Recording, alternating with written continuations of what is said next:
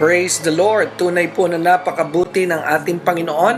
Well, kayo po ay nasa himpilang DWAD 1098 po sa talapitan ng inyong mga radyo at kasalukuyan na kayo po ay nakatuon at nakikinig sa programa at palatuntunang Biyaya ng Diyos Radio Ministry. At ako po ang inyong host na makakasama ninyo sa loob po ng isang oras na pag-aaral ng salita ng Diyos. Ako po si Brother Dexter Durante.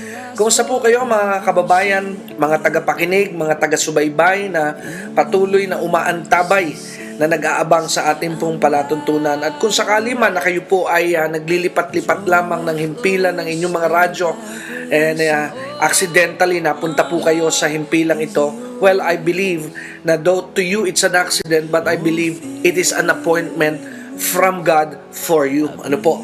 Dahil ako po'y naniniwala that in the Lord, in God, there is no accident.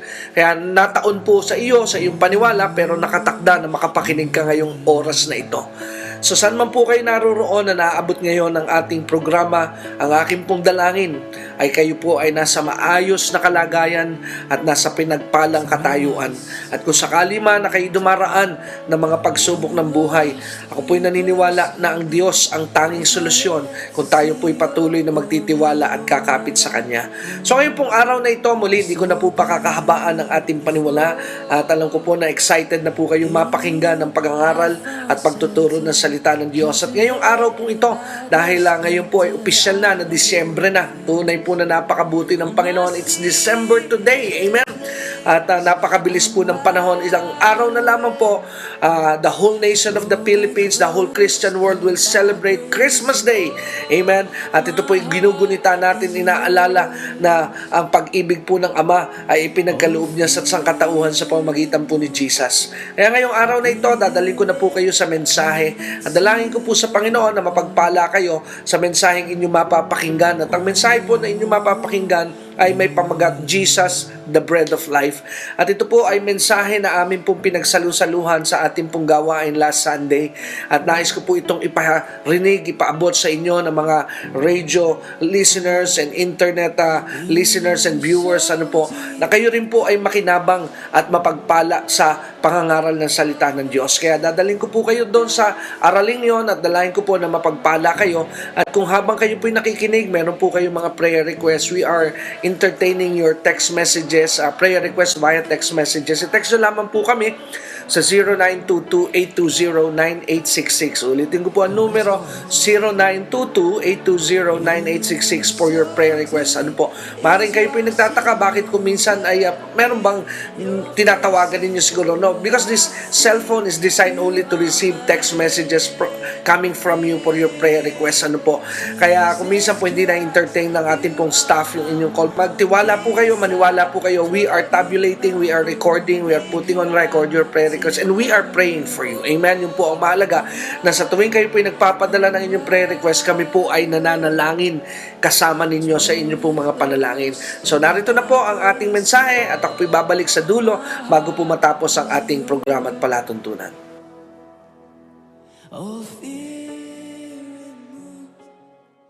John chapter 6, ano po? So ngayon pong araw na ito ng linggo ay ang ating pong tema ay halos lahat ay kinuha ngayon sa sulat ni Juan. Kaninang umaga ay nasa John chapter 11, pero ngayon pong hapon ay kukunin natin sa John chapter 6. So kung tayo po ay nasa John chapter 6, samahan niyo po ako sa pagbasa sa panimula. Sa verse 1, mula po sa verse 1, tayo po ay babasa hanggang makarating po tayo sa talatang 14. So samahan niyo po ako sa John chapter 6, beginning verse 1 to 14. So kung tayo po ay naroroon na, let's read. Ang sabi po sa verse 1, "And after these things, Jesus went over the Sea of Galilee, which is the Sea of Tiberias. And a great multitude followed him, because they saw his miracles, which he did on them that were diseased. And Jesus went up into a mountain, and there he sat with his disciples. And the Passover, a feast of the Jewish, was nigh. And when Jesus then lifted up his eyes and saw a great company come unto him, he saith unto Philip, Whence shall we buy bread that this may eat? And this he said to prove him, for he himself knew what he would do. And Philip answered him, 200 pennyworth bread is not sufficient for them, and that every one of them may take a little. One of his disciples, Andrew, Simon Peter's brother, saith unto him, There is a lad here, which hath 5 barley loaves and 2 small fishes. But what are they among so many? And Jesus said, Make the men sit down. Now there was much grass in the place. So the men sat down in number about 5,000. And Jesus took the loaves, and when he had given thanks, he distributed to the disciples. And the disciples to them that were set down, and likewise of the fishes as much as they would. And they were filled, he said unto when they were filled, he said unto his disciples, Gather up the fragments that remain, that nothing be lost. Therefore they gathered them together and filled 12 baskets with the fragments of the 5 barley loaves, which remained over, and unto them that had eaten. And those men, when they had seen the miracles that Jesus did, said, This is of a truth, that a prophet should come into the world. Tayo po ay sama-samang yumuko, at tayo po ay sama-samang manalangin sa oras na ito. Dakila at makapangyarihang Diyos, aming Ama, maraming salamat po muli sa pagkakataon na ipinagkaloob mo po sa bawat isa na kami ay makadalo at makarating sa pagtitipong kagaya nito. At inihiling po namin na sa aming ngayong pagharap sa puntong ito ng pakikinig ng iyong mga salita, hinihiling po namin muli na ang kapangyarihan ng iyong Espiritu ay igawad mo po sa aming lahat upang maunawaan namin ang mga kapahayagan na nais mo pong ipaalam at ipaabot sa bawat isang naririto. At kami dumadalangin hindi lamang sa mga taong naririto ngayon sa simbahang ito, maging ang mga nasa iba't ibang panig dako ng daigdig mundo na sumasabay sa amin sa pamamagitan ng internet, pagpalain mo rin po sila at abutin mo sila saan mang panig at sulok ng mundo sila ay nakatuon ngayon. Dalangin din po namin na kung sila po'y makakapakinig sa amin pong mga broadcast sa radyo, maging sa internet at kung saan mang paraan at papaano mang paraan nila ito pakikinggan, pagpalain mo rin po sila. Salamat po, Ama, ito po ang aming dalangin. Ang panalangin namin ito ay dinadala namin sa iyo, Ama, ng may buong pagtitiwala na kami po ay iyong narinig. At ito po'y dinalangin namin sa pangalan ng iyong anak na si Jesus. Ang lahat po ay magsabi ng Amen. Palakpakan po muna natin sandali ang Panginoon sa hapon pong ito. So, ngayon pong hapon ay ating pong titingnan at tutunghayan ang mensahe dito po sa John chapter 6 na ating pong binasa na teksto. Sino po sa inyo ang pamilyar dito sa istoryang ito? Na one way or the other, nabasa niyo po ang tungkol dito. Napakasimple po nung istorya. Ano po? Dahil kung mapapansin po natin sa ating pong pagbasa, ito po yung pangyayari at tagpo na ang Panginoong Hesukristo, kasama po niya ang kanyang mga alagad, ay nagpakain ng napakakonting tao. Ilan po ang pinakain ni Jesus? 5,000. Amen? So nagpa-party po si Jesus dyan. Amen? So nagpa-party po siya ng napakaraming tao, pero sabi nga po ng ilang mga theologians, na dalubhasa pagdating po sa mga detalye ng salita ng Diyos, ang sabi po nila that this incident na pinakain is not only 5,000 in number. Sapagat meron pong kultura ang mga Israelita that they never count the woman. Hindi po nila binibilang ang mga kababaihan. Pasalamat po tayo dahil tayo po yung mga Pilipino at hindi po tayo mga Hudyo. And by the way, maisingit ko lamang because ito po yung bahagi ng aking kabigatan din sa panalangin ngayong linggong ito. Puti-puti pinaalala ngayon sa akin ng banal na Espiritu na Ako po ay humihingi ng tulong na atin pong ipanalangin ngayon ang Israel. I felt bad for the nation of Israel because yung mga national media, yung mga malalaking network na news ay meron po talagang makikita natin yung bias. Ano po yung biases nila towards the nation of Israel. Gaya po ng ilang mga network na gaya ng CNN, gaya po ng ibang malalaking international news network, kung mapapansin po natin, hindi po ibinabalita ang nangyayaring ito at hindi binibigyan ng tinatawag na sentro na tuunang pagkukover ang nangyayari sa Israel ngayon. But they are in need of help in our prayers. Pero ang laman po ng balita ay minomonitor ko po ay ang laman ngayon ng mga international news gaya ng CNN, Fox Network. Ang nilalaman sa Fox, in fairness sa Fox, medyo pinakikita, pero sa CNN na mas common sa mga nasa labas ng Amerika, ang laman ng balita po ay ang pagkamatay ni Fidel Castro. Amen. Kilala niyo po ba si Fidel Castro?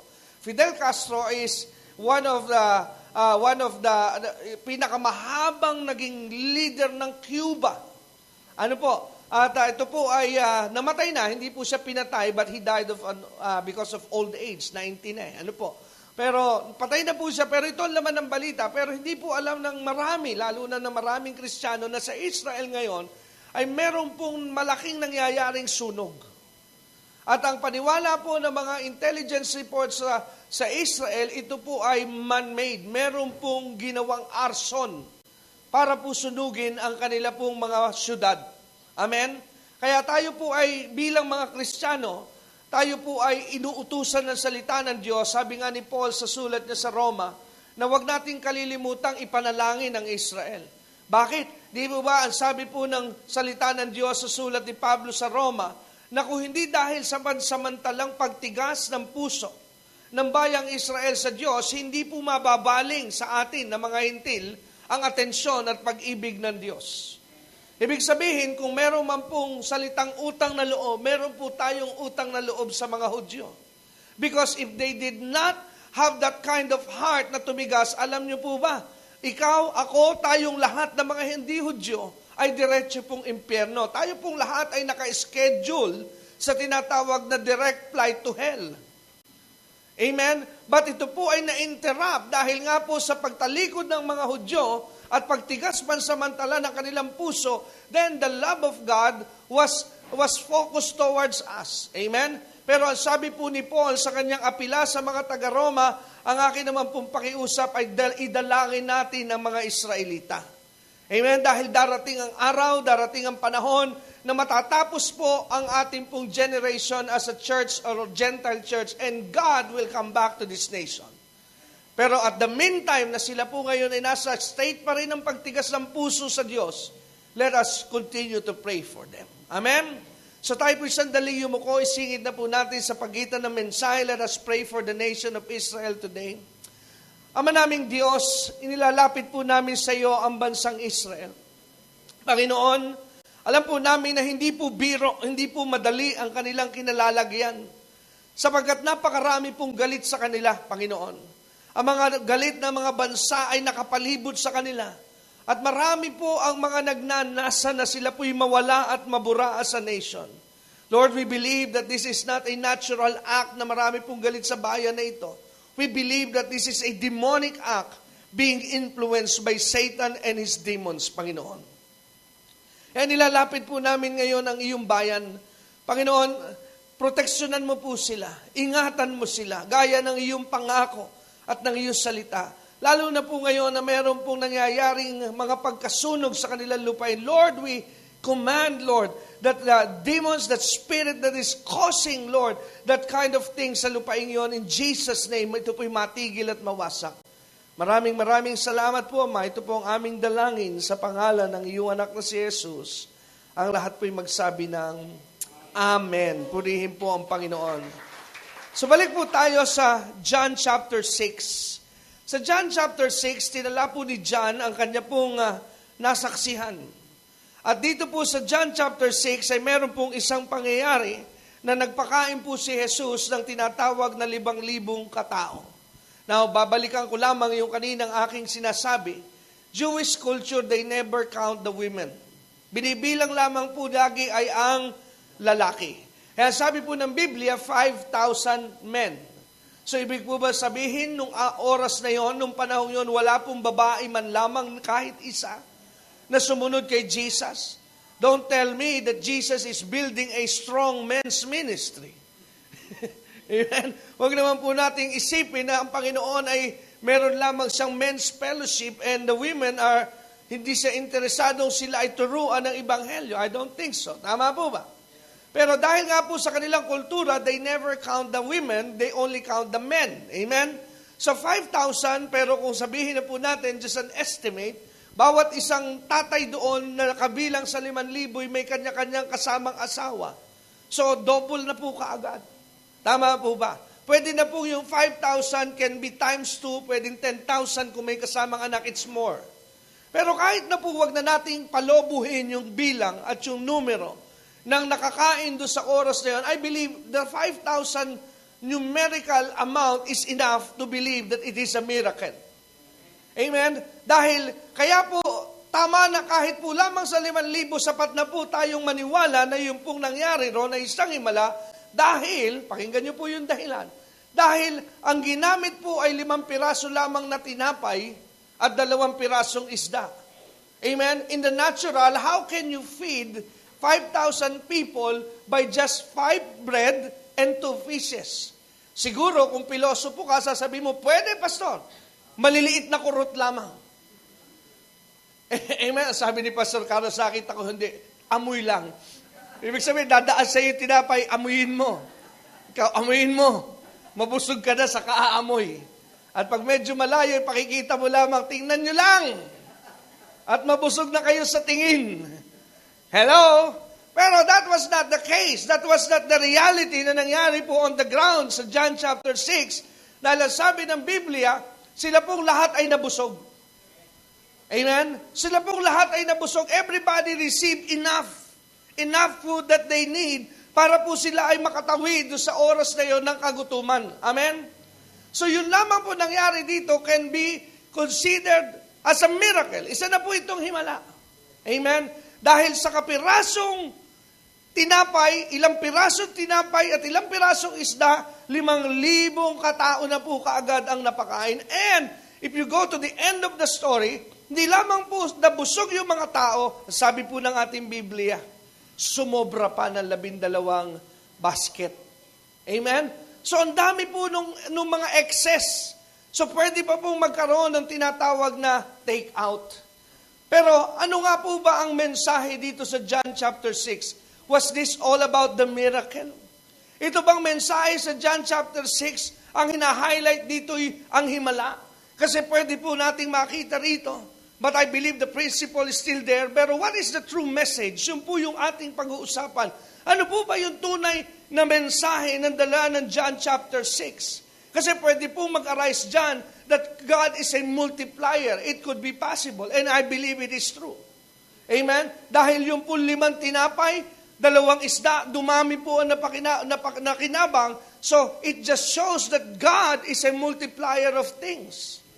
Amen? Ang Diyos ay nagmumultiply. If you would give Him a chance, and if you can trust Him, God can do that. Because, sabi nga po ng salita ng Diyos sa account ni Lucas, sabi niya, with men, it is impossible. But with God, ano po sabi? All things are possible. So, imposible man dumami yung napakain sa 5 tinapay at 2 isda? I don't think so. Because God is a God of impossibility. At pwede rin po nating makita doon sa tagpong yon kung paano dumami yung tinapay. Ano po ang ginawa ni Jesus? Ang sabi ni Jesus, ibigay ninyo sa akin yung tinapay, ibigay ninyo sa akin yung isda. Amen? At ano pong ginawa ng Panginoon? Ipinagpasalamat niya ang tinapay at ang isda, at after that, saka po dumami. So another principle that we can see, if you are working on a limited resources, kung kaunti ang tumapasok sa iyong pera, kung kapos ka lagi sa iyong salapi, you can do what Jesus has demonstrated in John chapter 6. Ipagpasalamat mo sa Diyos ang lahat mong tinatanggap at pararamihin ng Diyos ang iyong kakaunting kinikita. Naniniwala ba kayo na kaya yun ng Diyos? Amen, na magugulat ka na ganito lamang ang iyong tinatanggap, pero sa ibang paraan pinagpapala ka ng Diyos. One thing I learned from this story also is do not limit God. Amen, do not limit God. Because we limit God by our knowledge. Nalilimitahan natin ang Diyos dahil sa ating karunungan. Dahil we always tend to be tempted to walk by what we see. Kadalasan po kasi tayo ay natutukso na tumingin sa ating mga nakikita. Pero nais ko po ipaalala sa atin na mga Kristiyano, this reminder is exclusive for Christian. Sabihin nga po natin, exclusive. Bakit ko po sinabing exclusive? Because this thing is not advisable for unbeliever. Amen? Hindi po ito pwede sa mga unbeliever because unbeliever will always work and operate by the principle and system of the world. They walk by what they see. Pero bilang mga mananampalataya, ano ang prinsipyo na dapat nating nilalakaran? Sabi po ng Bible, we walk by faith and not by sight. Paano raw po ang ating prinsipyo na ating dapat nilalakaran? Tayo lumalakad sa pamamagitan ng pananalig at hindi sa paraan ng ating pandama o nakikita. Because many times our senses are deceiving, but the Word of God is always accurate. Maraming pagkakataon ng ating pandama ay mapandaya. Minsan pakiramdam mo, eto na. Pero yung pala, ikaw ay kanyang sasaktan. But the Word of God will always say a promise. And the promise of God is always 100% accurate and true. Hello? Kaya nga po tayo magsanay bilang mananampalataya na mabuhay lagi sa pananalig. Amen. Kaya nga minsan nasabi ng misis ko, ito'y madalas kong kinekwento sa inyo. Dahil ang mga pinagdaraanan namin sa buhay ay pagsasanay. Naniniwala po ako sa prinsipyo ng accounting. Sabi ko nga, napakasimple lang naman po ng economics. Ang economics ay kailangan yung iyong pumapasok ay mas malaki kaysa sa iyong ginagastos. Pag ang gastos ay mas malaki kaysa pumapasok, kahit hindi ka po accountant, negative yon. Iniwala po ba kayo? Ang gastos mo 100, ang kita mo 50 pesos, paano po yun? Sabi ni Kuya Fred, bankrupt ang kalalabasan mo. Amen? So hindi mo na kailangan maging ekonomista. Hindi mo na kailangan maging accountant. Amen? Dahil talagang kulang. Amen? Kaya nga po, sabi ko, sino mang accountant at ekonomista, pagka po pinahintulutan kong aralin ang aking pong, ito nga si Dominic, nasa accountancy, pag ito minsan ay pinag-experiment, Dominic, ilibro mo nga ako. Bagsak ako lagi dyan. Hello? Dahil lang i-declare mo sa accountant, yung talagang actual na receivables mo, yung sweldo mong talagang pumapasok. Amen? Eh ako po, ang uunahin ko ibibigay sa accountant, yung gastos. O itong aking mga gastos buwan-buwan, mga bayarin, ayan. Pag tinanong na ko ni Dominic, sige po, nailista ko na lahat ng inyong expenses, pero mali dapat yun eh.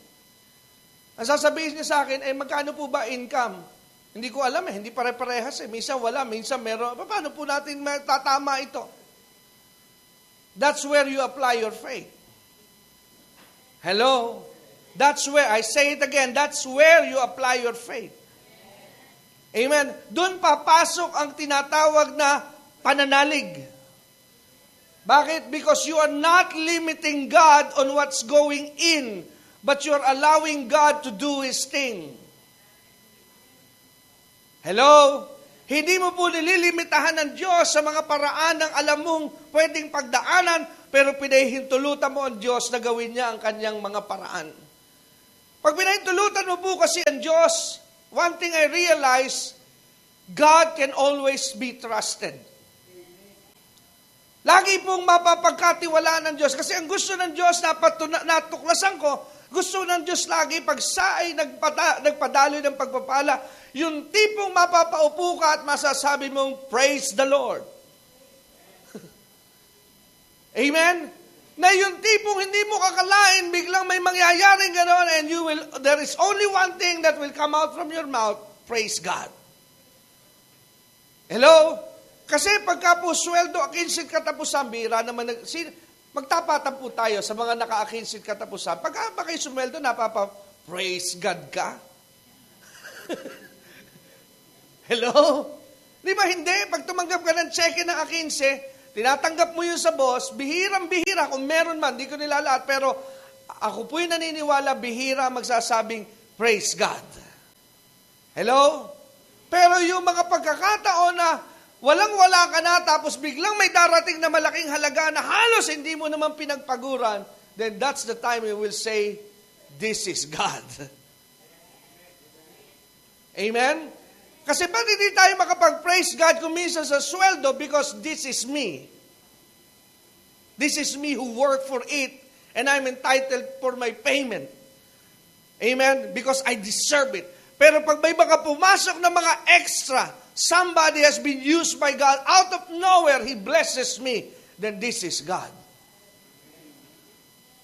Hello? Amen. Kaya pansinin po natin yung nangyari dito sa John chapter 6, it is absolutely the work of God. Bakit? Kakaunti pong tinapay, kakaunting isda, pero ipinagpasalamat, pinakita yung prinsipyo, ipagpasalamat mo lamang lagi sa Diyos. Kaya nga kanina umaga, one of the things sa mensahe, let us always develop an attitude of gratefulness. Amen? Sa kanina sa umaga, sinare ko nga po sa inyo kanina that I learned this from my father.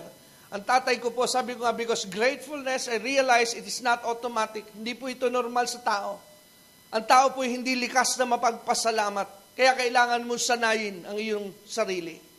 At tinuruan ako ng aking ama kung paano magsasanay dahil ang sabi ng Biblia, ang tapat sa kakaunti ay magiging tapat saan? Sa mas marami. Kaya ibig sabihin ng pagtatapat ay hindi rin po natural. Tingnan mo nga ngayong katabi ang pagtatapat, di rin natural. Yan ay kasanayan. Hello?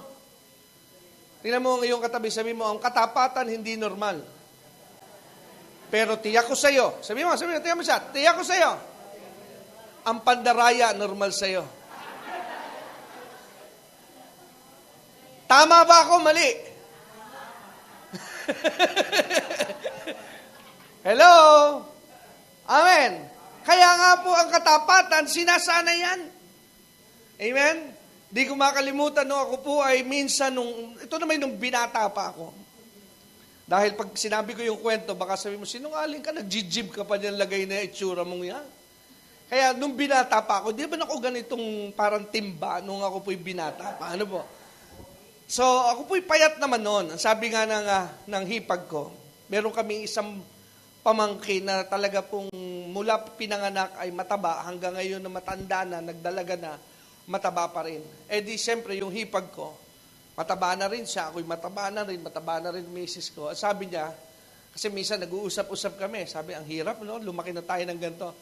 Nagkaroon ng positive words yung hipag ko. Ang sabi niya, kuya, huwag kang mag-alala. Tingnan mo yung pamangkin natin yun. Sabi ko, mataba naman talaga yan. Sabi niya, yun nga eh. Sabi niya, at least tayo minsan naranasan natin ang payat. Siya, buong buhay niya mataba na. Kaya, doon ko ulit nakita ba, kailangan mapagpasalamat ka talaga sa lahat ng bagay. Ibig sabihin, naranasan mo maging mapayat at naranasan mo rin kung paano maging mataba. Sino ngayon ang lamang? Amen. Amen. Nakukuha po natin. Ngayon, ang tatay ko po, noong mga panahong bata-bata pa rin siya sa ministeryo, hindi naman po siya, ngayon lumiit na po ang tatay ko eh. Mga 15 years ago or 20 years ago, if you know my father, malaki po ang tatay ko. Alam niyo, napagtanto ko, nakakataba sa pagpapastor, ay ang pag ikaw ay kumana ng Bible study. Pag dinamihan mo ang Bible study, hindi malayong lolobo ka. Dahil naranasan ko po, doon ako nagsimula talagang tumaba. Ano po, dahil imagine niyo noon, ng Bible study ko po in a day, kaya ko po mag-cover ng 3 mga lugar in a day. Ma-Bible study ako sa Pasig, magpapakain nyo, 4:00. May merienda. Lilipat ako Mandaluyong, may dinner. Lilipat po ako ng ibang lugar ulit, may midnight snack. Pag uwi mo, hindi ka na nga makakatulog sa sobrang dami mong kinain. Kaya unti-unti po napansin ko ang aking katawan, lumalaki na. Ano po? Ngayon, nung panahon yon, ang aking ama, dahil kalakasan pa rin niya sa mga bahay-bahay na Bible study, tinuruan din ako ng aking ama. Sabi niya, anak, pag nag-Bible study ka, wag kang tatanggi sa pagkain. Ang sabi ko, bakit po? Mau-open yung naghanda. Talagang dinala ko yun. Kaya talagang kahit anong ihain, kain ng kain. Ano po? Kahit na hindi ko masabing, hindi na po ako kakakain ko lang doon. Hindi, naghanda yun Kahit magaling ka sa kainan, naghanda, yung kumain ka ulit, talagang sabi ko minsan, ano ba ito, gluto din na ata ito. Hello? Amen, pero sabi yun ang kabilin-bilinan ng aking ama, do not offend your fellow believers. Just pray to the Lord for grace. Kain po ako talaga ng kain. Lumabo ako, ano po. So, ganun din nung kabataan ng aking ama, dahil hindi pa ganun kalawak ang ministeryo niya gaya ngayon. So, tinuruan niya ako one time, ang sabi niya, nakita ko na may nahulog na 25, inaabot niya. Sabi ko nga kanina, pag mataba ka, mahirap yumuko. Gumaganya, may extension Amen? At minsan nakita ko ang tatay ko na halos mapula-mula na para lamang abutin yung barya. At sabi ko, pambihira, Daddy, mamamatay ka pa dahil lamang dyan sa baryang yan. No, ang sabi niya, he said this to me, ang sabi niya, anak, remember this, hindi lahat ng tao'y nakakapulot ng 5.25 sa daan. Kaya pulutin mo yan, kunin mo at ipagpasalamat mo sa Diyos dahil biyaya yan. Dahil ito ang kanyang prinsipyo. Pag natuto ka magpasalamat sa maliliit na barya, dadating ang panahon, pagpapalain ka ng Diyos ng mga buo. Hello? And that is an act of gratefulness. Kadalasan sa atin, pagka nakita yung 25, sinisipa na lang. Pero lagyan mo yun ng 1,000 may tali, magpapakamatay yun. Ano mo? Hello? Tama, mali. Sa'yo katabi, tama ba yun? Mali, huwag ka magsinungaling. Hello? Amen. Kaya nga may biro, gusto mo huwag kang maisnatch na cellphone, Cherry Mobile ang bili mo. Talaga naman daw kahit naglalakad ka, ipakita mo pa sa snatcher na nagte-text ka, hindi ka papansinin. Hello, nakukuha po natin. Parang ganoon din yung barya. Pero, di ko makalimutan yung prinsipyo, be grateful in everything that is happening to your life. Pinakita po ni Jesus doon na kahit kakaunti yung tinapay, one of the secret of success is the act of thankfulness and gratefulness. Pinagpasalamat niya yun saan? Sa Panginoon. Kaya dumami po yung napakain. Now, but is that the true message na nais pong ipakita sa atin ng Panginoon sa John chapter 6? It could be. Nandun yung prinsipyo. Pero ano nga po ba talaga yung tunay na mensahe ng John chapter 6? Interesado po ba kayong malaman kung ano talaga ang tunay na mensaheng gustong ipaabot ng pangyayari sa John chapter 6? Is this really about the miracle? Is this really about the multiplication of the bread? Amen? Ito ba dahil lamang sa pagpapakita na dumadami ang tinapay kay Jesus? Is that really the message in John chapter 6? Kaya ako po'y nagtanong sa Panginoon, Lord, I want to be at the center of your will every time I read the Word of God. Ngayon, ang susi sa John chapter 6 ay nasa John chapter 2. Samahan niyo po ako sandali sa John chapter 2 dahil whenever you are reading the Gospel of John, kailangan pong ilagay natin lagi sa ating puso at isipan ang John chapter 2 verse 11. Because this is the theme, ito po yung tema ng sulat na ito ni Juan sa John 2 verse 11. Ang sabi po sa John 2, tingnan po natin sa 2:11. Kaninang umaga ang mensahe John 11. Ngayong hapon, John 6. Ano po, kanina nasa verse 11. Ngayon naman po, babalik tayo sa John 2, verse 11. Now, King James po yung iflinas, but can I make a request yung kaninang HS, ano ba yung translation? HCSB. Amen? Medyo close din po yan sa New American Standard Version tsaka NIV. Ang dahilan kung bakit ko po dyan inilipat, dahil kanina sa King James, ang sabi, this is the first miracle. Pero gusto ko po yung salita because the word miracle can be translated also sa salitang sign. Sabihin nga po natin, sign. So dito po sa chapter 2, verse 11, pansinin niyo, sabi ni John, nang sinulat po niya, ito pong nangyari sa John chapter 2, ito po yung pag-unang himala na ginawa po ni Jesus. Kaya po tayo nauwi lagi sa miracle because we have trained our mind, we are used to think na yung mga nangyayari po rito is a miracle, but I don't deny it's a miracle. Pero in the mind of God, it is not actually a miracle, but a sign. Hello? Nasusundan niyo po ba ako? Pero dahil nasanay po tayo, dahil what is happening here is not normal, so not things that are not normal, we call it a miracle, or sometimes we call it supernatural.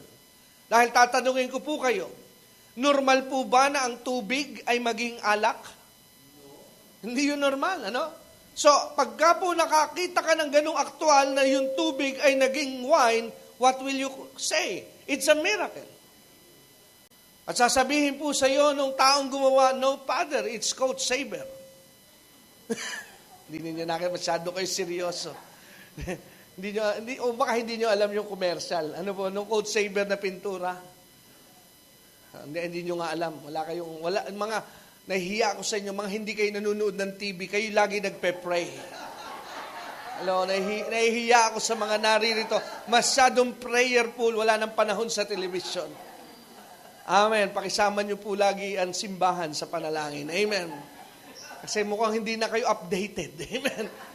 So anyway, para hindi naman nakakahiya sa inyo, yung commercial, pininturahan yung simbahan ng puti. Coach Saber is a brand. Brand po yun Parang Boysen, parang Wellcoat.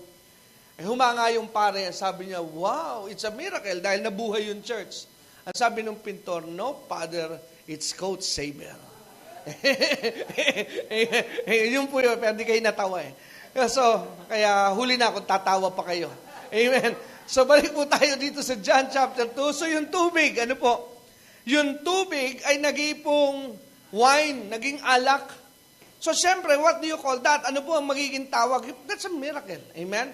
Di po yun normal So, kaya nasanay po tayo, everything that is instant, that is supernatural, is a miracle. Pero ang original na salita po na naroon is not really a miracle, but it is a sign. Hello? Because I do believe that God doesn't want us to be attracted to miracle. God wants us to be attracted to the miracle worker. Dahil proven na po dito sa tagpong ito that people follow Jesus for a miracle, but they never follow Jesus because of Jesus. Nakakuha niyo po yun? Na dito sa tagpong ito sa John, libo-libo sumusunod kay Jesus. Watch this. This 5,000 keeps on following Jesus.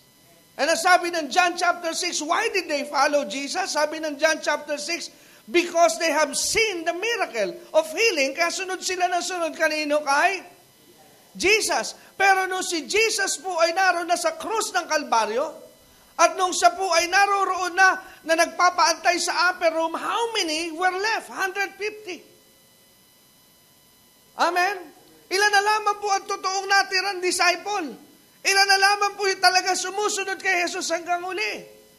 Actually, sa bundok, no si Jesus ay umaakyat na patungo sa langit, 500 po yun. Amen? Pero nabawasan po yun nung pinaiintay na ang kapangyarihan ng banal na Espiritu sa Acts chapter 2. Amen? So lumalabas po na nasan yung 5,000? Wala na. Amen? Hindi na po nakasunod kay Jesus. Why? Because they are just following Jesus for a miracle. Pero hindi po yun ang objective. Bakit po yung mga simbahan sa panahon sa Book of Acts ay naging matatag? Alam niyo po ba sa panahon ng Book of Acts, sometimes they rarely see now the miracle. They are being killed. Pinapatay na po sila. Amen. Do you know the history of our church? Alam niyo ba ang history ng ating simbahan? Na yung mga nauna po na mga mananampalataya, they were called martyrs. Bakit? Kasi di mo ba sa Book of Acts, sila po'y pinapatay for their faith. Look at Stephen. Naalala niyo si Stephen sa Biblia? na dahil sa pangaral ng Ebanghelyo, nabato hanggang sa siya ay mamatay. Naalala niyo po si Pablo, ayon sa kanyang patutuo, ilang beses siya nakulong, nabugbog. At sa isang pagkakataon ay nakaranas siyang literal na siya ay mamatay. Kaya nga naikwento niya sa isang sulat niya, sabi niya, I know a man in Christ. Amen. Sabi niya, meron akong kakilalang tao na kay Kristo na kung sa Espiritu ito nangyari o sa laman, di ko alam, pero nakarating siya sa ikatlong langit. Alam niyo ba kung sino yung inikwento niya ngayon? Siya. Dahil sa sobrang bugbog siya'y namatay. Kaya pansamantala nakarating na siya sa langit. Pero hindi pa panahon, pinabalik siya ng Diyos. Hello? Amen. So bakit po itong mga taong ito, kahit walang answered prayer, they still kept the fire. They still kept the seal. Kahit wala pong mga breakthrough sa kanila, I believe na nung panahon po sa Book of Acts, don't tell me na hindi po nila ipinapanalangin na huwag silang patayin.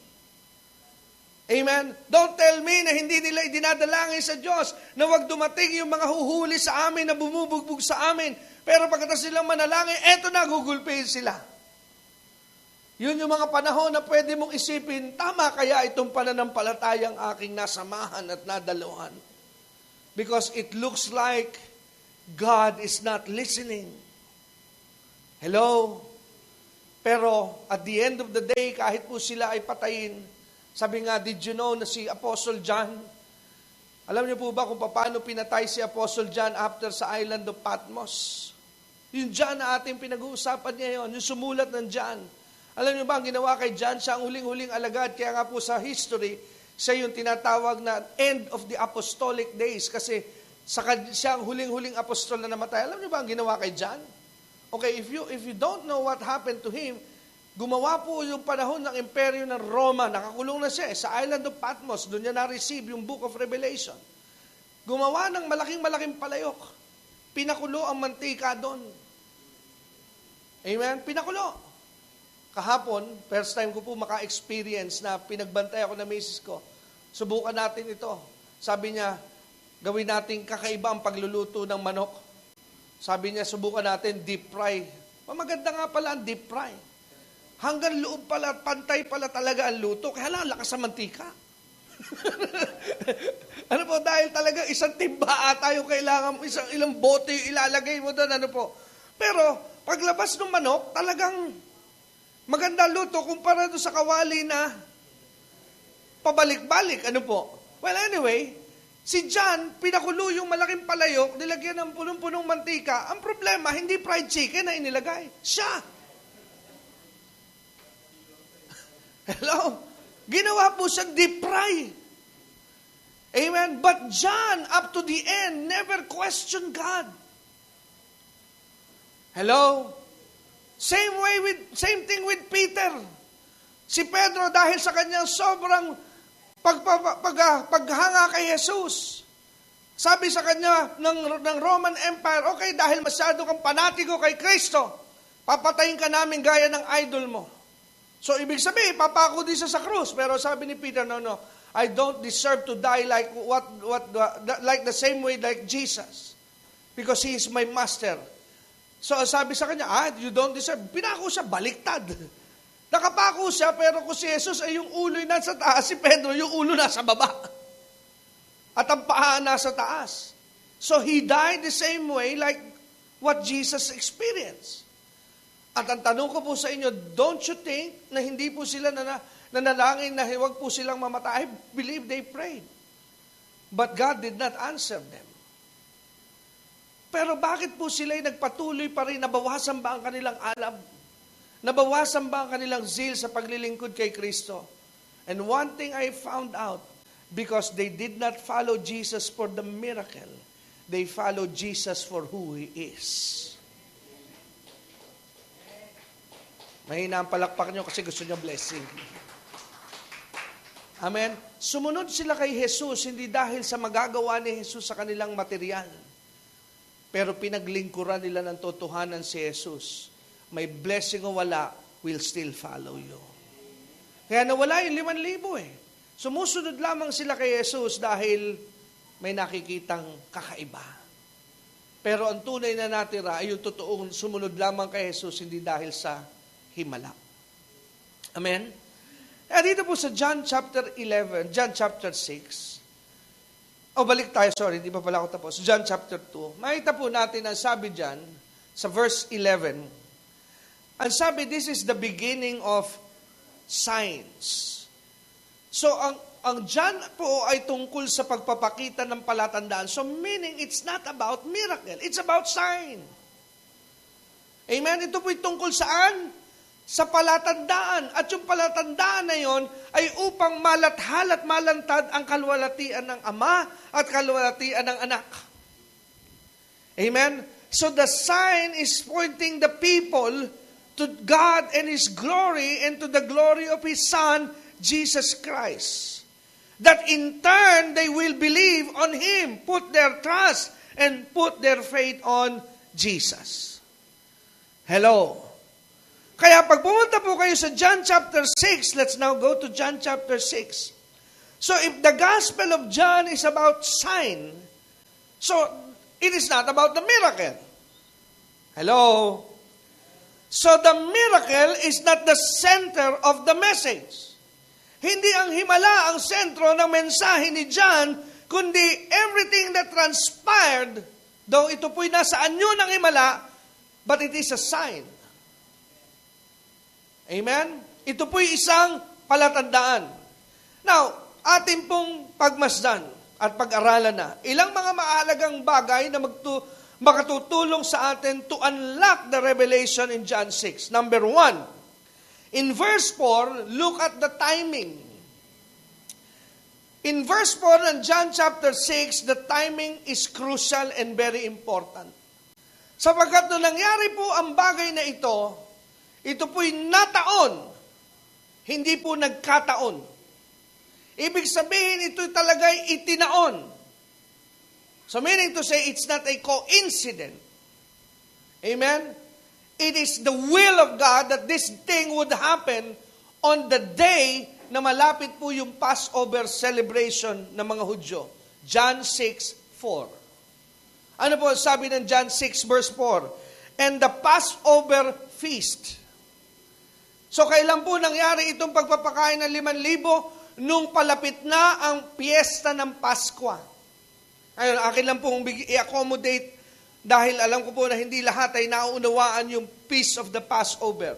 Now, what is the feast of the Passover? Ano po ba itong piyesta ng Paskwa? Yung piyesta po ng Paskwa ay yan po yung piyesta na itinuro ng Diyos na pinau-observe sa Lumang Tipan. Una pong natuklasan yan at natutunan ng Israel nung sila po'y nasa Egypt. Kung familiar kayo, sa panahon ni Moises, ayaw silang palayain ng paraon. Kinailangan ang 10 salot, pero yung siyam hindi umubra. Ayaw talaga, matigas yung paraon.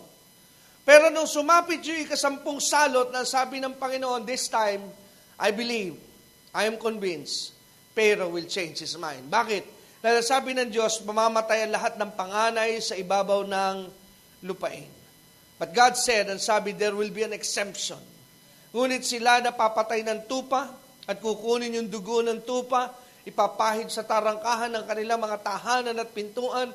Pag dumaan ang mamumuksa, ano sabi ni Yahweh?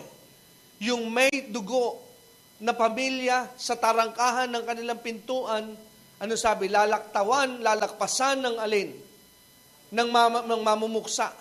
Pero pag napadaan yung mamumuksa at wala pong dugo ng tupa, dugo ng kordero sa kanilang pintuan, then there will be a casualty. Magkakaroon doon ng kamatayan. Ano sabi ng Biblia, during that night, narinig po ang mga pag-iyak ng bawat tahanan ng mga taga-Egypt because everybody has a casualty. But only the camp of Israel was at peace because they followed and obeyed God. Amen. At doon sinabi ng Diyos na gusto kong tandaan nyo nangyari ngayong gabi. At gusto ko na tandaan ninyo ito at gawin ninyong araw ito ng Paskwa. Kaya po Passover, dalawang salita yun Passover. Ibig sabihin, the death has passed over your house because of the Lamb and His blood. Amen? Kaya Passover. Ibig sabihin, it is to remind them that was such a time in their time na sila'y nilagpasan ng mamumuksa dahil sa dugo ng kordero at dahil sa kamatayan ng kordero. But that is a prophetic message. Because the true Lamb of God is Jesus. Amen? Na ang tao po ay makakalampas din at makakalaya sa tinatawag na eternal death when they believe and accept Jesus Christ. Amen. Kaya, sabi po rito sa verse 4 ng John chapter 6, kailan daw po ito nataon? Passover. So now, dahil ito'y Passover, Jesus came to fulfill what is written in the Old Testament. Hello? Kaya nga po, di ba, sabi ng Panginoon, I believe it's in Matthew chapter 5 verse 17. Let us check. Puntahan nga po natin sandali Matthew 5:17. For a while, tingnan po natin sa 5:17, Gospel of Matthew. Okay, let's go. Ang sabi sa 5:17, ito po yung time na hindi maintindihan si Jesus sa mga Pariseo, Saduceo, dahil akala nila Jesus came na binabago niya ang lahat ng kanilang mga natutunan sa panahon ni Moses. But Jesus said, ano sabi ni Jesus? Ang sabi niya, think not that I come to destroy the law and the prophets. Sabi niya, wag niyong isipin, wag niyong akalain na kaya ako naparito para sirain, baliwalain, wasakin ang laman ng batas at ang aral ng mga propeta. Pero ano sabi niya, why did he come? Ang sabi niya, I am not come to destroy, but to fulfill. Hindi ako dumating para sirain, kundi upang ganapin. Ibig sabihin, ang lahat ng itinuturo ng batas, ang lahat ng sinasabi ng propeta, it talks about Jesus. It talks about Him. And He is the only one that can fulfill the requirements of the law and can fulfill the prophecies of the prophets. Hello? Amen? Siya po ang may kapangyarihan na ganapin ito. Kaya pansinin po natin sa John 6, magbalik po tayo doon. Now, the timing is so important. The day of the Passover is coming. So, Jesus is sending a message that now, in your sight, it is being fulfilled. Now, pansinin niyo po yung nangyari. Dito sa John chapter 6, hindi po naitala ni John yung bahagi na sinabi doon sa tagpo, na sinabi po doon na medyo gabi na, nagdidilim na, ayaw ng Panginoon na pauwiin ang mga tao. Tama po ba? It was not mentioned here. Dahil ang sabi po sa verse 1, this thing went over the Galilee, which is the Sea of Tiberias, and great multitudes followed him. Pero wala po yung medyo gabi na. I believe in some other synoptic gospel, gaya po ni Mark, let's try checking in the Gospel of Mark. Let's go to Mark chapter 16. Unahin natin sa Matthew. Tingnan natin. Let's look at it at Matthew. Tingnan po natin sa Matthew. In Matthew chapter 14, wala po dito sa Matthew. Okay, nasa Matthew. Matthew chapter 14 verse 15. Watch this. Ang sabi sa verse 15, and when it was evening, his disciples came to him saying, this is a desert place and the time is now past. Send the multitudes away that they may go into the village and buy themselves food. Yun po yung victuals. So ano po yung timing? Patapos na ang araw, palubog na. Patatapos na ang panahon. Tama po ba ang maghapon? Nag-aalala ang mga alagad.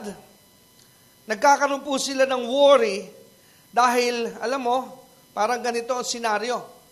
Meron kang bisita, dumating ng alauna, mag-aalas 5 na ayaw pang umuwi.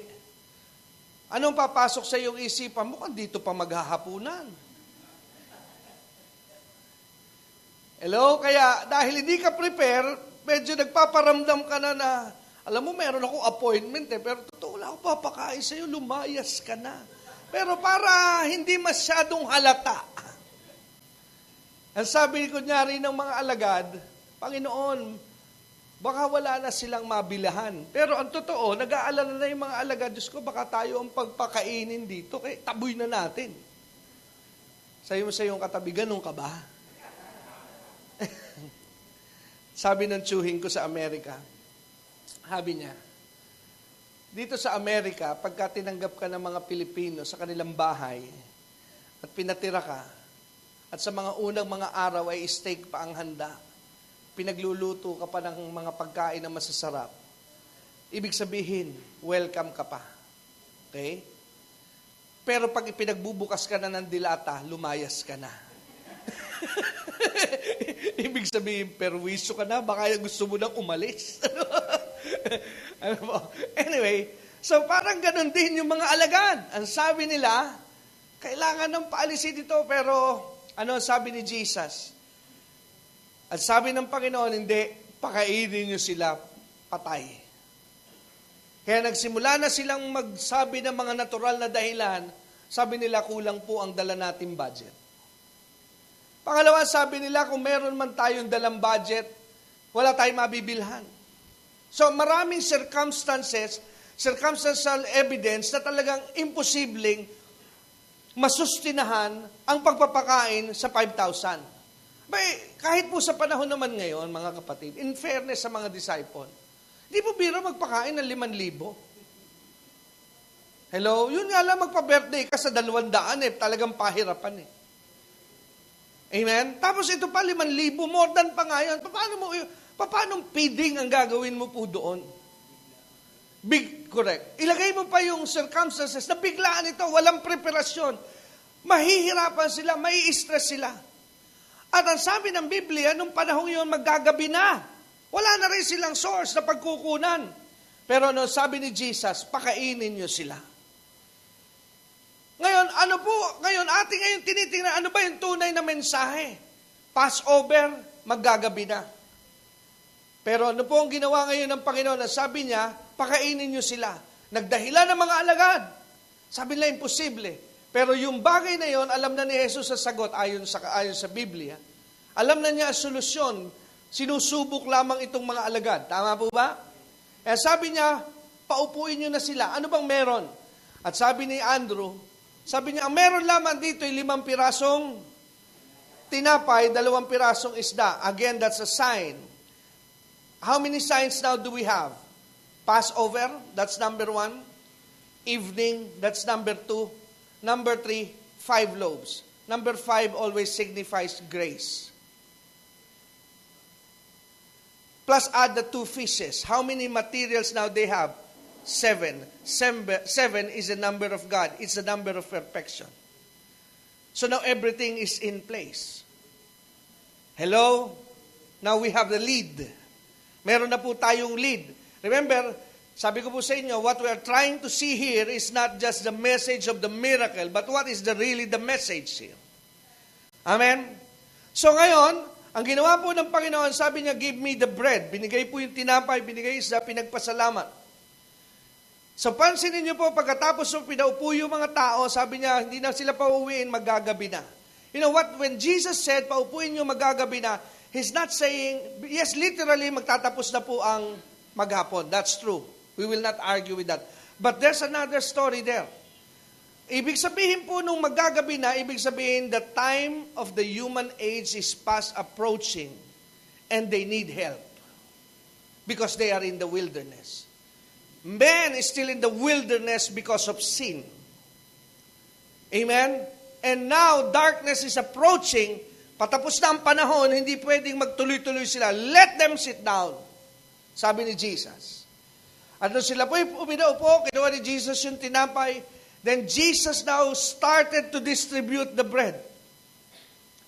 From His hands to the disciples, then from the hands of the disciples to the people. Sundan niyo po ha. So what is the meaning of the bread? The bread is Jesus. He is the bread of life. Kaya pag tinuloy niyo po ang pagbasa, tinuro niya yung about the bread. Sabi niya, nakalimutan niyo kaagad yung mensahe sa 5,000. Di ba? Ang sabi ng Panginoon, pagka-abante nila, hindi na, dito rin sa John 6, but not in this story, sabi ni Jesus, mag-ingat kayo sa tinapay ng mga pariseo na may libadura. At sabi ng mga alagad, pambihira, nakalimutan lang natin magbaon, sinermonan tayo. No, Jesus is not telling them na dahil wala kayong baon. Kaya sabi ni Jesus, pambihira kayo, nakalimutan nyo na yung mensahe sa 5,000. Until now, akala nyo pa rin ay problema sa kakapusan. No, He was telling that yung libadura ng tinapay ng pariseo, He's not talking about literal bread. Tinutukoy niya yung maling aral ng pariseo. Naiingatan nyo na magkaroon kayo ng maling aral sa inyong puso because until now it is true. Wrong doctrine and wrong teaching will lead you to hell. Hello? That's why doctrine and teaching is so important. Because deception is a product of wrong doctrine. Hello? Amen. Kaya sabi ni Jesus, I am the bread. Ako ang tinapay. I am the bread of life. Amen? Kaya nga Passover, nire-remind din sila, ano nangyari sa panahon ng inyong mga ninuno? Wala silang makain, umulan ng manna from heaven. Because Jesus is the bread of life. Now here is the message. Matatapos na ang panahon ng tao and they need to eat. They need life. Kaya hindi nyo dapat sila i-dismiss. What Jesus is trying to teach the disciples, you need to give them the bread. You need to give them the message, the gospel, the good news, because you cannot send them back to sin without preaching the gospel. Amen. Hindi sila pwede pabalikin. Mangangamatay sila kung wala silang ebanghelyo. Because the bread of our spirit and soul is the gospel of the Lord Jesus Christ. Hello? Amen. Kaya sabi ni Jesus, sa akin magsisimula, ipinasa saan? Sa kamay ng mga alagad, at mula sa kamay ng mga alagad, that's the prophecy. That the word of God is me, ibibigay ko sa alagad, ipapasa ng alagad sa tao, and it will be continuous. Nakakuha niyo po yung mensahe ng John chapter 6. It's not about just the miracle, but it's about the representation and the message that Jesus is the bread of life. Na siya ang tinapay ng buhay, na kung wala si Jesus, walang taong maliligtas mula sa sumpa ng kasalanan. Amen? Kaya yun po ang laman ng John chapter 6. It has nothing to do about the miracle. The miracle message is secondary, but the first message in John chapter 6 is Jesus is the answer for the starving world today. Yun ang una pong mensahe saan? Sa John chapter 6, na si Jesus ang tinapay ng buhay. And I want you also to notice, tingnan niyo po ito. And I'm down to my last point today. Nung may sumobra, I would like to ask for your help. Baka ako po'y nagkamali. But I would like to involve you kung gusto niyo pong tingnan.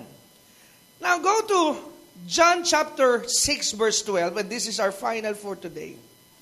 So John chapter 6 verse 12, pwede ba pagsamahin sa screen ng 12 and 13? Pagsamahin po natin yung dalawang verse. John 6:12 and John 6:13. Let's just show it on the screen. Thank you. So ang sabi po sa verse 12, when they were filled, yung tao ay nakakain na. Busog na po ang lahat. Now Jesus talked to His disciples. He said unto His disciples, gather up the fragments that remain. Ano po sabi? Tipunin ninyo ang lahat ng mga natira, that nothing be lost. Pinakikita, everything is so important. Walang dapat na matira. Now, therefore, they gathered them together and filled the 12 baskets. Napuno nila ng mga tira-tira yung 12 baskets. Ano ang laman ng 12 basket? Ha? Ano po nakasulat? Fill the 12 baskets with the fragments of 5 barley loaves, which remained over and above unto them that had eaten. Walang natirang isda, tama ba ako? May natira bang isda? Ano lang po yung sumobra? Yung tinapay. Sabi ko, Lord, where is the fish? Why is it that only the bread? Because the message is not about the fish. The message is about the bread. Because Jesus is the bread of life. And pinulit-ulit 5. Amen? The remains of the 5. Meaning to say, the grace of God is overflowing. It never ends. Hello? Sobra-sobra, makakakain na ang lahat ng tao, and the grace of God will never run out. Hallelujah. Amen. So kahit napakaraming tao na nangangailangan ng grasya, you cannot wear out the grace of God. You cannot empty the grace of God, because the grace of God is always overflowing. Glory to God. Hallelujah. Amen. Kaya napakalalim ng mensaheng dala-dala pala nitong John chapter 6. It's about Jesus, the necessity and the need of the hour. Malapit na pong matapos ang daigdig, and everybody needs to still hear Jesus. And Jesus is still looking for people like you and me para dalhin ang pagkain ito sa nauubos at unti-unting namamatay na mundo. Why? Because every people is in need of Jesus. Lagi po nating iisipin, this is what keeps me going. Sometimes, there are times na, sa totoo lang po, I'll just wanna be true to you. Tao po ako, hindi po ako robot, di ako makina. Sometimes, there are times I felt like, why I'm still preaching? Bakit ako nangangaral pa rin? Bakit ako nag-broadcast pa rin, nag-iibanghelyo pa rin? Minsan, pag iisipin mo, napapagod ang katawan lupa, nabe-burnout ka, nawi-weary out ka na. Pero pag naaalala mo yung mga bagay na there are people out there lining up, going to hell, and they still need the gospel, parang babalik ka ulit sa iyong isipan at sasabihin mo, kailangan nilang ibanghelyo. Hello? At doon ko po nakuha ang susi na if we want to stay long in this kind of thing, the ministry, everybody, we must be involved in the ministry. Para ka magtagal, kailangan magkaroon ka ng fast passion and vision that every soul is going to hell without Jesus. Everybody. Lahat po ng tao ay papunta saan? Sa impyerno kung wala si Jesus. And if you see that vision, na makikita mo, nanay mo, tatay mo, kapatid mo, best friend mo, girlfriend mo, boyfriend mo, papuntang impyerno, and you know the way to heaven, and why are you not saving him? Hello? Ano ang iyong ginagawa para maawat siya at may alis? You have to do something. Dahil ang lahat po ng tao, lahat ay papunta sa impyerno kung wala si Jesus. Because Jesus is still the answer today. Let's bow our heads. Glory to God, Lord. So for a moment, isipin mo ngayon habang nakapikit ka ngayon, isipin mo kung sino ang mga mahal mo sa buhay that you know that until now, kung siya'y mamamatay ngayon, alam mo na siya'y papuntang impyerno.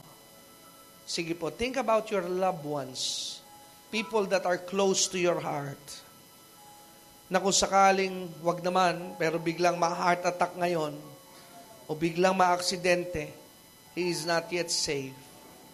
Think about, imagine, na siya'y papunta ng impyerno, patapos ang buhay na ito. And you, if you die, you'll be going to heaven. What will you do today? The first thing that we must do is to pray for them. So I want you to pray for your loved ones. Sige po, ipanalangin ninyo ang mga mahal ninyo sa buhay na hindi pa nakakakilala sa Panginoon. No, people are going to hell. They don't need to go to hell dahil meron na pong probisyon para hindi na dumaan ng tao doon. Pero pag sila'y napunta pa rin doon, it's not God's fault, but it's their fault. Kaya ngayon po, I sense the Spirit now that God wants us to pray for our loved ones na wala pa po sa Panginoon. Sige po, if you're now praying for them, kasunod na isama mo na rin sa panalangin is, bigyan ka ng Panginoon, number 1, ng wisdom, number 2, ng boldness, ng tapang, lakas ng loob, karunungan, kung paano mo mawiwin ang iyong mahal sa buhay para maagaw mo siya sa impyerno at sa pakanan ni Satan. Tandaan po natin, hindi ata maganda na tayo magkakamag-anak at magkakasama sa ibabaw ng lupa. Pero sa dulo nito, maghihiwa-hiwalay tayo. Dahil sila'y papuntang impyerno, ikaw ay papuntang langit. I want my family and my loved ones to be in heaven. I want to see them there. Kaya nga po, ipanalangin natin sila. Let us not stop and let us not get weary in praying for our loved ones. At magkaroon tayo nawa ng tapang, ng lakas ng loob, at ng karunungan para mailigtas natin ang mga kaibigan, mahal natin sa buhay. Sige po, pray for your loved ones today. Hallelujah. Ang sabi, it's getting darker. They don't need to be sent home. Unti-unti na rin pong natatapos ang panahon. Hindi po gumaganda ang panahon, ang paligid natin. Time is not now on our side. Wala na po sa panig natin ang oras. At kung hindi po tayo kikilos ngayon, we might wake up one day and say, it's too late, nahuli ata ako. Kaya mabuti po at binibigyan pa tayo ng pagkakataon. Maybe meron kang anak, meron kang pamangkin, meron kang apo. You know the truth. Alam mo ang katotohanan and you know na sila'y pa-impyerno.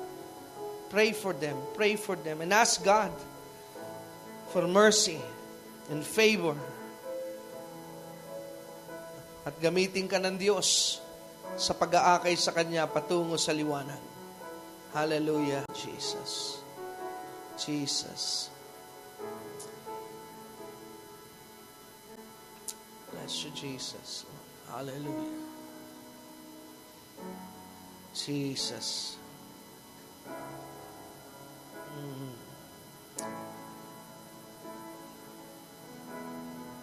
Yes, Lord. Hallelujah. We're praying for our loved ones today, Lord. Dinadalangin namin ang aming mga mahal sa buhay. Lord, bigyan mo nga po ng pangitain ang bisyo ng mga kapatid ko.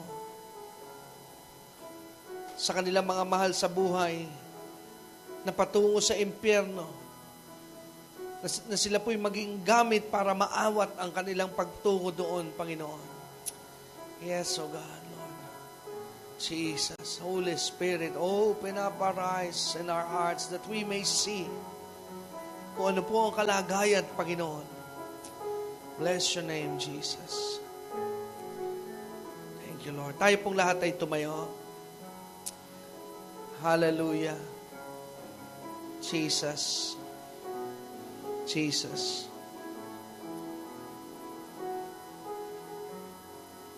Taas po natin ang ating mga kamay sa Panginoon and allow me to pray for you. Ama naming Diyos, naniniwala po ako na bawat isa sa amin sa loob ng silid na ito ay may mga mahal sa buhay kami na hindi pa nakakakilala sa iyo. At nalalaman din namin, O Diyos, ang katotohanan that if they die today, they will be surely be in hell, Panginoon. Lord, kaya po tinawag na mahal namin sa buhay dahil mahal namin sila.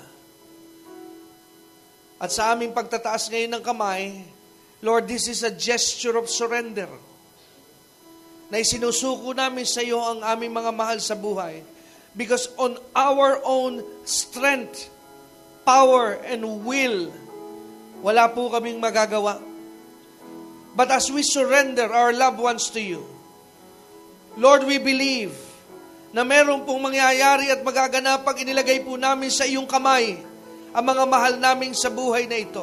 It may be our wife, it may be our husband, children, o mga apo, hipag, biyanan, Panginoon. Lord, wala pong imposible sa iyo.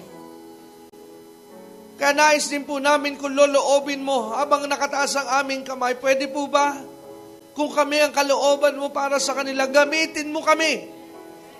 Gamitin mo ang aming buhay upang maging daluyan ng tinapay ng buhay na maipamahagi namin ito sa kanila habang nalalaman namin na ang panahon ay paubos na ng paubos ang araw at mga sandali. At tulungan mo po kami na maligtas sa mga mahal namin sa buhay. At makakilala sila sa iyo. At magkaroon din sila ng ganitong relasyon kung paanong kami nagkaroon ng relasyon sa iyo sa pamamagitan ng iyong anak na si Jesus. Sapagkat nalalaman po namin, Panginoon, that it is not because of our good deeds we are saved. It is not because of our religious rituals, relihiyosong mga ginagawa kami maliligtas. Because there is only one way to heaven, and that is through your Son. Kaya tulungan mo po ang aming pamilya. Tulungan mo ang aming lahi, ang aming angkan. May pangako ka po, O Diyos, na kung isa lamang sa buong pamilya ay sasampalataya sa iyo, sinabi sa aklat ng mga gawa, buong pamilya namin ay ililigtas mo. Kaya mangyari po ang pangako mong ito. Huwag po mahuli, Panginoon, nawa ang panahon ay hindi kami maunahan na dumating ang araw na hindi maligtas ang mahal namin sa buhay. At salamat po, Ama, at naniniwala kami na narinig mo ang aming panalangin. Narinig mo ang aming pagsusumamo. Salamat po, Ama, sa pangalan ni Jesus. Amen, amen, amen. Purihin ng Diyos, tunay po na napakabuti ng Panginoon. Nawa po napagpala po kayo ng mensahe na ating pong pinagsalusaluhan ngayon na may pamagat na Jesus, the bread of life. Ano po? What a powerful revelation from the Holy Spirit na ipinakita po sa atin regarding po dyan sa subject at topic na yan na natala po sa sulat po ng apostol na ang pangalan ay si Juan. At gaya po ng aking panalangin kanina bago ko po dalhin kayo sa mensahe, I pray that the Lord, the Holy Spirit will give you revelation and will speak to your heart today. At nawa po ay nakapangusap nga po siya sa inyo po mga buhay ngayong araw na ito. Mga kapatid, dito po tayo sa dulo ng ating programa at palatuntunan. And again, I want to thank all the partners and all the supporters of this ministry dahil kung hindi po dahil sa inyo na mga naniniwala sa ministeryong ito at nananalangin ay hindi po tayo makapagpapatuloy ng halos 1 taon na po tayo sa radyo ngayon. Ano po, at lagi ko nga po pinaunawa that this ministry is independently being provided for by your generous help and support. Ano po, nakatatayo po, nakapagpapatuloy po ang dalawang oras nating programa every week, Saturday and Sunday, at maging yung mga broadcast natin sa internet dahil po sa grasya, biyaya ng Panginoon at dahil po sa inyo na mga naniniwala at nagtitiwala na nananalangin para ito po'y maging mainam at patuloy na gamit ng Panginoon sa paghahayag ng mabuting balita. At salamat din po dahil hindi lamang ninyo, yung iba hindi lamang nananalangin, but there are people also who believe in the ministry and they sow a seed. Nagtatanim po sila ng financial part nila para po matugunan ang pangangailangang bayarin ng ating pong ministeryo. At tayo po'y nangangarap na one day ma-expand po ito, lumawak ito, lumaki ito, maging po itong araw-araw. Pero for now, narito po muna tayo sa 2 araw, Sabado at Linggo. Sabado alas 10 ng gabi, Linggo alas 7 po ng umaga. Pero para po marating natin yon, sama-sama po nating pagtulungan. Kaya kung kayo po ay naahamon ng Panginoon na maging gamit financially dito po sa ating gawain, ano po, araw-araw po, linggo-linggo, it's always a miracle na nakakabayad po tayo.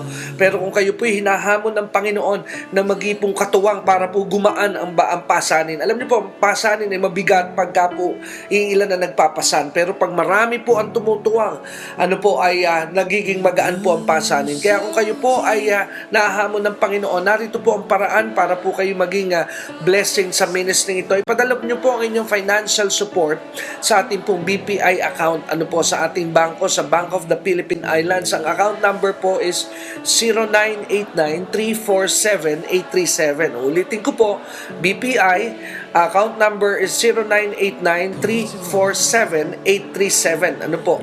Account number 0989-347-837. At kung hindi nyo po nakuha dahil medyo mabilis, you can text us sa 0922-820-9866. Ano po? At dyan din po sa numerong yan na akin po ibinigay, you can always send your prayer request any time of the day, any time of the week. And we are standing by, our staff are standing by para po kayo ipanalangin. 0922-820-9866. At dyan din po ay amin po kayong hinihikayat kung napapagpala po kayo sa ministry. Text nyo nga po kami dyan at i-encourage nyo kami that the ministry is being a blessing to you. At kung wala po kayong church, mga kapatid, na dinadaluan every Sunday and you want to join us live, gusto nyo po makasama namin sa sa aming pagsamba at pagpupuri sa Panginoon. At kung wala pa po kayong simbahan, pwede nyo po kaming dalawin sa 3rd floor ng CRN building dito po sa National Highway, Bayanan, Muntinlupa Road. Malapit po ito sa bagong tayo na Ayala Malls. Dito po sa may Alabang, malapit sa Metropolis Star Mall. So ang landmark po sa ilalim ng building ay ang first floor po is Mercury Drug at sa 3rd floor po naroon ang gawain po natin every Sunday alas 10:30 po, 10:30 ng umaga, at yung isa po ay alas 2 ng hapon. Muli, hanggang dito na lamang po ako at dalahin ko po na napagpala kayo ng Diyos. At kung gusto nyo pang patuloy na makinig at makinabang sa ministeryo, kung wala na po sa radyo, pwede po kayo pumunta sa internet sa www.dexterdurante.com. Ulitin ko po, www.dexterdurante.com. Nandun po ang mga pangaral pa na mas marami ng salita ng Diyos at mga babasahin. So God bless you. Hanggang dito na lamang po. Dalahin ko na pagpalain kayong patuloy ng Panginoon for the rest of the day and the rest of the week. God bless you. Until then, ang Diyos po'y napakabuti. May the Lord God bless you continually.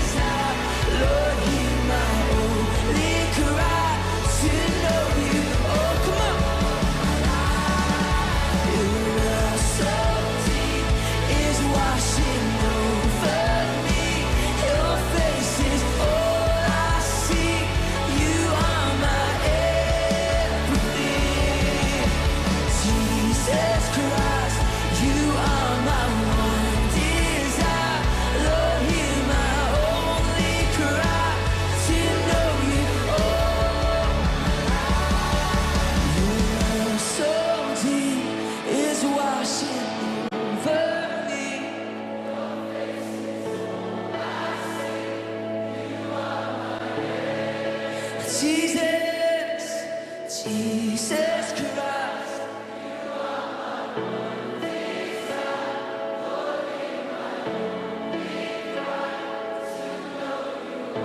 Come on, one more time. Your love so deep is washing